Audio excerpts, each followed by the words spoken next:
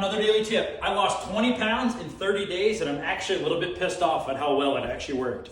What did I do? I can assure you I didn't spend 30 days sitting on the treadmill. Oh, and I promise I'm not selling you anything on this. What did I do to slim down and feel the best I've ever felt? Zero sugar. I told you I'm not selling you on anything. Look, I am the biggest sweet tooth you could ever meet. If I could, I would have ice cream 3 times a day. No problem.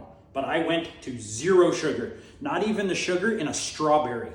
Zero. And it sucked, I promise you that. But I would do it all over again. Here's where I'm pissed off. We all know sugar's not good for us. It's a no-brainer.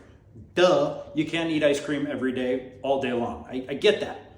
But I didn't realize how much it really was affecting even the little things in life until you go off of it completely. Look, at the end of the day, as you know, I'm not a professional, so you need to do your own research, but it's changing my life. And I'm going to continue to do this. If you guys want to learn a little bit more about what I'm doing, I can share that, just let me know. I understand that Royce Renovations is not about dieting, but it's one of those things where it's changed my life.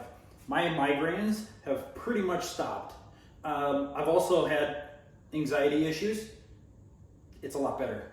It's, again, irritating in that way that something so simple as sugar, which obviously I knew was bad, but when you cut it out entirely, there are so many things that have changed in my life in just 30 days. It's definitely worth your time to do some research on it. So, I've cut sugar out. What on earth do you eat then? Well, I'm doing the carnivore diet. I eat nothing but meat and eggs. That's it.